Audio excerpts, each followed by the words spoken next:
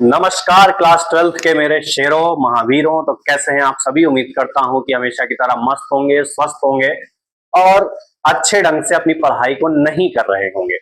ऐसा क्यों कहा हमने? ऐसा इसलिए कहा क्योंकि अब जो है लगभग लगभग स्कूल्स में जो समर वेकेशन है वो आपका हो चुका है और कुछ लोग जो है नानी के घर, मामा के घर, है ना, इधर उधर घूमने की प्लानिंग जो है वो कर रहे हैं। लेकिन लेकिन लेकिन भैया रुक जाओ थोड़ा सा। रुक इसलिए जाओ क्योंकि अब आपके घूमने फिरने का जो टाइम है वो टाइम खत्म हो चुका है।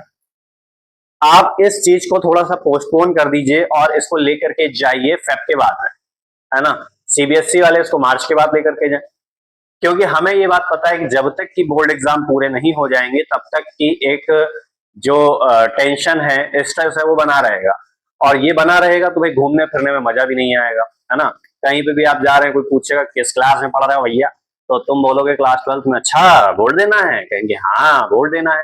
तो भाई बोर्ड देना है तो उसके लिए पढ़ना जरूरी है। तो अभी थोड़ा सा अपना प्लान को यहाँ पे आप पोस्टपोन करिए और उसको लेकर के जाइए नेक्स्ट अप्रैल में। तब तक कि सब फ्री हो जाओगे, एकदम सन्नाटे में आ जाओगे, जहां मर्जी पढ़े वहां घूमो, कोई दिक्कत की बात नहीं है। लेकिन तब तक के लिए पढ़ाई पे जो है फोकस रखिए। तो हमारे शेरों क्लास 12 के आज का जो हमारा टॉपिक है वो टॉपिक क्या है, जरा एक बार नजर मार लेते हैं। टॉपिक है force on a moving charge in uniform magnetic field. या इसके साथ साथ हम ये भी देखेंगे कि डेफिनेशन ऑफ वेक्टर बी यानी कि मैग्नेटिक फील्ड की डेफिनेशन जो है वो आखिरकार होती क्या है। इस पॉइंट को यहाँ पर इतना ज्यादा सीरियस ना लेकर के हमें बेसिक तौर पे देखना है कि जो मूविंग चार्ज की जो हमारे पास में एक तरीके से मोशन हो रही है, ठीक, यूनिफॉर्म मैग्नेटिक फील्ड में, उस पर लगने वाला जो फोर्स है वो आखिरकार होगा क्या। अब सबसे बड़ी बात यह है कि क्या ये टॉपिक हमारा पेपर में आता है? हाँ भी आता है। क्या ये टॉपिक जो है पेपर के पॉइंट ऑफ व्यू से इंपॉर्टेंट है? जब आता है तो इंपॉर्टेंट तो सही है, आपके कहने से थोड़ी ना कुछ हो जाएगा। अब क्या इससे क्वेश्चन जो है किस तरीके के पूछे जाएंगे? देखो क्वेश्चन इससे कोई भारी भरकम नहीं पूछा जाएगा। या तो इससे न्यूमेरिकल बनेगा, या फिर इससे कोई यूनिट पूछ ली जाएगी, या फिर डायमेंशन पूछ ली जाएगी, या फिर फार्मूला पूछ लिया जाएगा। इससे ऊपर आने की इसमें कोई भी चांसेस जो है वो किसी भी टाइप के क्वेश्चन की बनती हुई हमको दिखाई नहीं पड़ रही है। तो आ जाओ अपने टॉपिक के ऊपर देखते हैं। टॉपिक जानना है कि force on a moving charge in uniform magnetic field. ये एक फोर्स है जो कि चार्ज के ऊपर लग रहा है। चार्ज कैसा है? मूविंग है।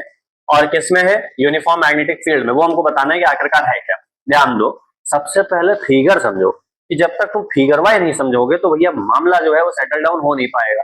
उससे पहले एक छोटा सा काम और कर लो, जरा एक बार चैनल को शेयर कर दो, सब्सक्राइब कर लो जो लोग नए हैं, है ना। आ जाओ यहाँ पर। देखो ये हमारे पास में एक प्लेन है। क्या है बबुआ? ये प्लेन है हमारे पास में, जिसको हमने बक्सा के अंदर बंद कर रखा है। बक्सा के अंदर बंद कर रखा है, हम भी बंद करें जरूरत नहीं है फिलहाल। तो यहाँ पे डिजाइन बनाने के लिए हमने यहाँ पे इसको बक्सा के अंदर बंद कर रखा है। ये हमारे पास में एक प्लेन है और इस प्लेन पर हमने कहा कि एक पॉइंट है हमारे पास में, कि सपोज कि वो पॉइंट हमारे पास P है। इस पॉइंट P पर एक चार्ज है जिसका नाम है प्लस Q। यहाँ पे एक बात आती है, क्या माइनस Q चार्ज ले सकते हैं? बिल्कुल ले सकते हो। प्लस चार्ज ले सकते हैं? बिल्कुल ले सकते। चार्ज होना चाहिए, अगर चार्ज होगा तभी उसमें कुछ ना कुछ छेड़छाड़ होगी, वरना तो बैठे रहो आराम से। तो इसमें प्लस चार्ज जो है रखा हुआ। अब यहाँ पे एक बात हमको ये समझ में आ रही है कि ये जो हमने क्या कहते हैं प्लेन बना रखा है, इस प्लेन में मैग्नेटिक फील्ड है। हाँ भैया है। तभी मैग्नेटिक फील्ड की वजह से इस चार्ज के अंदर कोई ना कोई डिफ्लेक्शन जो है वो देखने को मिलेगा। हमने ये बात कही कि ये जो चार्ज है हमारे पास में प्लस के, जो कि पॉइंट पी पे है, ये तुम्हारा किसी डायरेक्शन में मूव करना चालू हुआ, है ना। और मूव करना ये चालू हुआ तो हमने ये बात कही कि ये v वेलोसिटी से मूव कर रहा है। हमने कहा ये v वेलोसिटी v है। अब इसकी एक डायरेक्शन x एक्सिस, एक y एक्सिस, एक तुम्हारे पास में z एक्सिस हो गई। अब देखो अगर ये धीरे धीरे आगे की तरफ बढ़ेगा तो मैग्नेटिक फील्ड की वजह से इस चार्ज के अंदर कोई ना कोई डिफ्लेक्शन होगा। हमने कहा कि वो डिफ्लेक्शन तुम्हारा किस एंगल पे है? थीटा एंगल पे है। अच्छा, लेकिन जो फोर्स लग रहा है ये परपेंडिकुलर टू दी पेपर लग रहा है, यानी कि प्लेन के परपेंडिकुलर लग रहा है। हाँ, ये परपेंडिकुलर टू दी पेपर लग रहा है। तो ये जो फोर्स है इसको निकालने का तरीका क्या होगा? इसको निकालने का तरीका ये है कि फ्लेमिंग के लेफ्ट हैंड रूल का इस्तेमाल करके आप इसको निकाल सकते हैं। ठीक।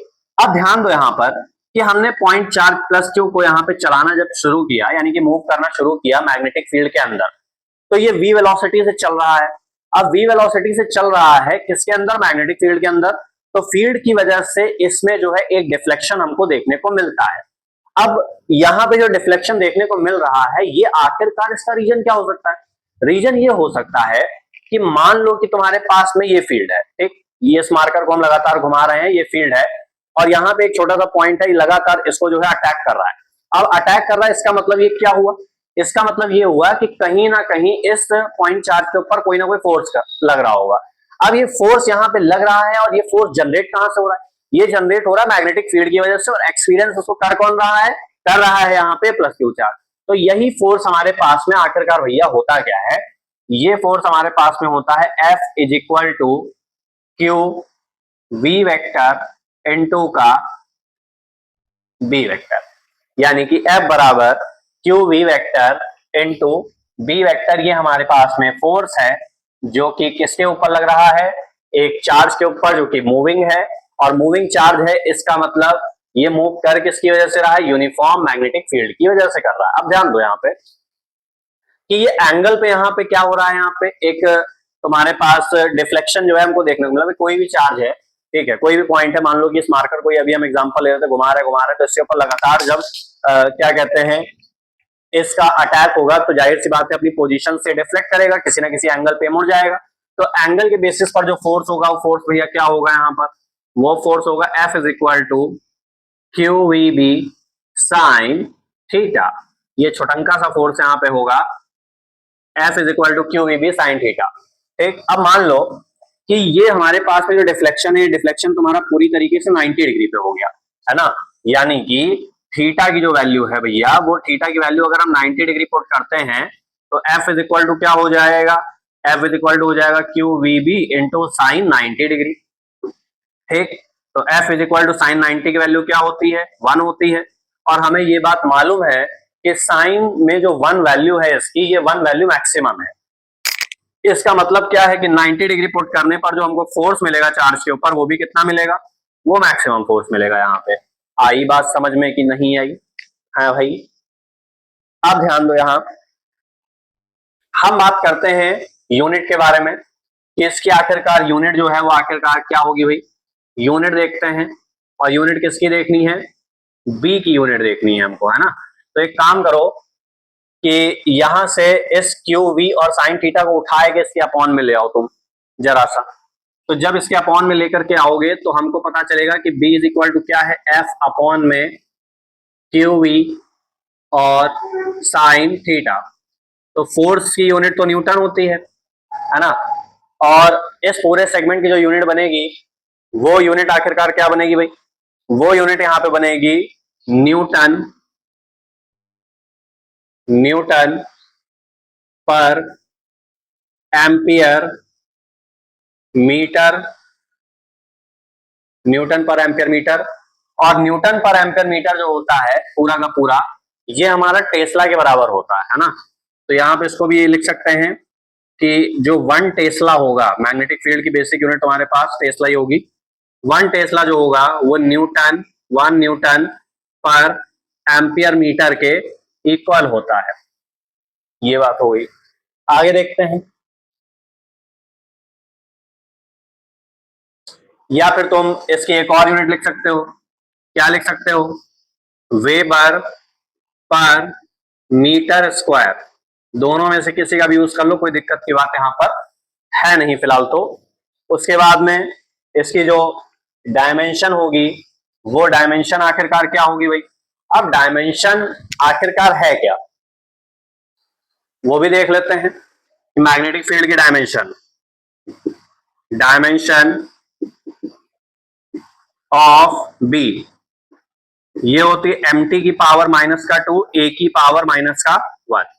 ये हमारे पास में कुछ टर्म्स हैं जो कि इससे निकल के आएंगे, और ये बात हमने जान ली है कि आखिरकार एक चार्ज पार्टिकल पर जो कि यूनिफॉर्म मैग्नेटिक फील्ड में मूव कर रहा है उस पर लगने वाला फोर्स क्या है, F is equal to Q V B sine theta है, ठीक। और 90 डिग्री पे फोर्स तुम्हारा मैक्सिमम हो जाएगा। इसकी यूनिट क्या होगी, 1 tesla is equal to 1 newton per ampere metre या फिर वेबर पर मीटर स्क्वायर। और डायमेंशन क्या होती है, mt की पावर माइनस 2 a की पावर माइनस 1। ये था आज के इस लेक्चर में। आज के इस लेक्चर में हमने जाना कि चार्ज पार्टिकल अगर यूनिफॉर्म मैग्नेटिक फील्ड में है तो उससे लगने वाला फोर्स आखिरकार होगा क्या, पूरी बात जो है डिस्कस कर डाली है। इस वीडियो में इतनी ही बात करेंगे, बाकी बात हम नेक्स्ट वीडियो में अपने लेकर के आएंगे। धीरे धीरे करके हम कोर्स को आगे बढ़ा रहे हैं।